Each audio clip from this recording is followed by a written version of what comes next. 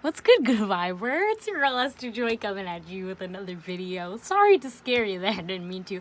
I just desired to see you a lot today. And speaking of which, welcome to another episode 6, I believe, of Vibe School, okay? On this channel, you already know we love to talk about love, light, joy, and peace.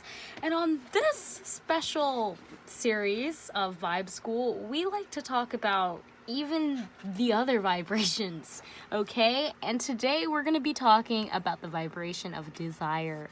All right, good vibers. So I'm really excited to be jumping into today's episode. I'm really excited to be talking about this vibration frequency with you guys because I think it's a very fascinating one, and it is one that we should acknowledge and use to the best of our abilities. So good viber, without further ado, let's just hop into it. So I just wanted to say, in the beginning, I was a little creepy, possibly because I wanted to really tap into that vibration of desire. And for whatever reason, I really desire to connect with my subscribers, or to be silly and make you feel uncomfortable. Sometimes I just have that desire, okay? All right, now I'm gonna tone it down a bit and get more serious so that we can actually jump into today's video and talk about desire in a more serious, practical tone. Okay, let's tie it all in. Now, desire is resonating around 125, and this number, of course, is pretty low. It's only 25 above fear.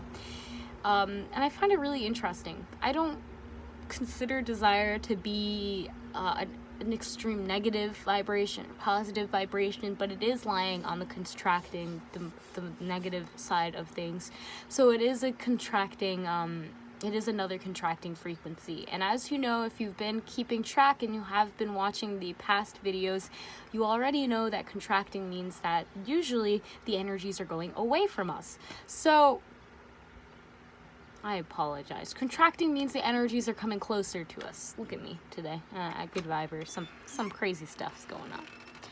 Anyways, with the frequency of desire, it is resonating towards the sacral and solar plexus chakra.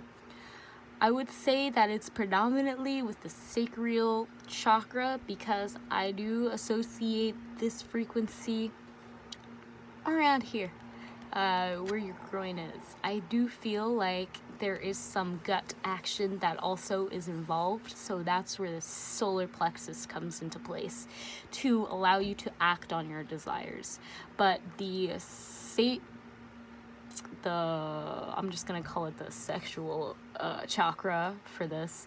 The sacral chakra is really used to create the desire and to create that initial goal, and then the solar plexus is used to reach forward towards it. So we use both of these beautiful, the orange and the yellow-ish orange, that's the solar plexus, okay? So with desire, when someone has a lot of this energy within them, they can be very excited and they will be very energetically charged because the sacral chakra is full of creation energy and the solar plexus chakra is full of the energy needed to manifest into the physical.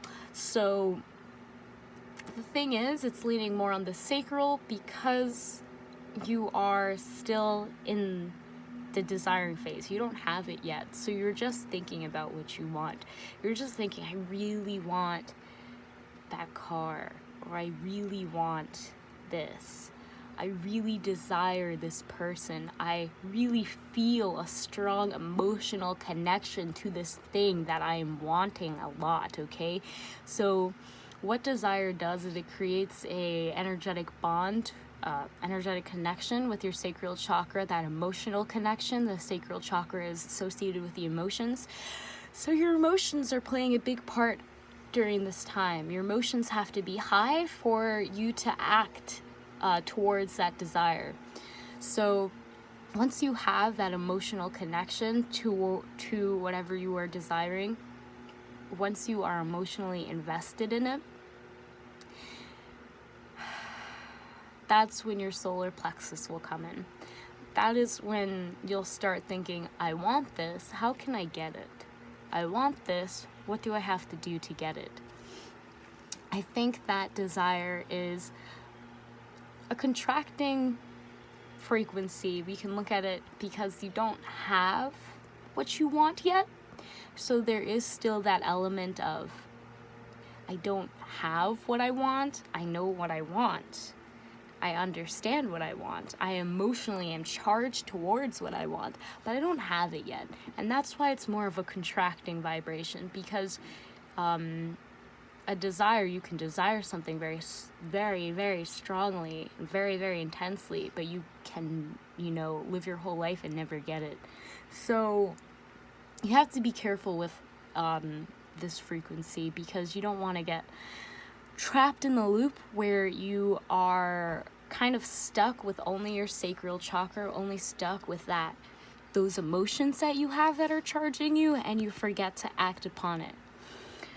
Desire is supposed to spark your solar plexus. It's supposed to spark that energy of taking action and bringing you to manifest something in the physical by taking the physical actions needed to acquire it. But yeah, if someone has too much energy in this, if this is your vibrational palette and you just seem to have a lot of desire-filled energy, then you might be someone that has a bit trouble with disconnecting or cutting off. I'm hearing emotional symbols that you may carry on. You might become very connected to them. That is one thing I'm getting with people that have a lot of desire. Another thing is that you, when it comes to your own personal emotions, someone with a lot of desire may, how can I put this? May use others to help them get their desires. Yes, okay, so their desire, the drive that they have may drive them to do things that are out of the ordinary for them, because they just have such a high drive. This also, I'm hearing for some when it comes to relationships, like one-on-one relationships, desire is definitely something that you can't desire someone and have someone, If you have someone, then you probably don't desire, well, you can still desire them, but it's not the same. You can cherish them, but you have them, right? So with people that get hung up on this, they might just really be too much in their own head, or people that get hung up on desire aren't taking the actions necessary to acquire what they want. Yeah, that's really what I'm getting. They really want it, and they're trying to get someone else to give it to them, or they're just not taking the energy that they have towards their desires. Someone that is, has this palette just feels like they want it, and they want it a lot, but it's not the same as having it. It's not the same as having it. So you gotta make sure that you keep that into account. Someone with a little bit of desire might just have a blander life, Desire definitely gives some spice, but it is, again, just kind of like a indicator or an arrow to point you towards the right direction, so you have an idea of what actions you want to take to acquire what you want to desire.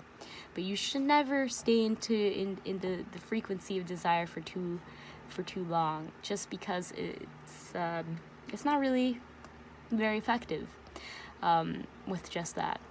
But yeah, I think that's all I have for this frequency. If you like this episode, then press that thumbs up. Of course, good viber.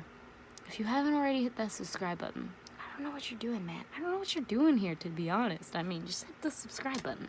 It's right there. I post daily. Join the Good Vibes Delivery family to officially, you just press the subscribe button.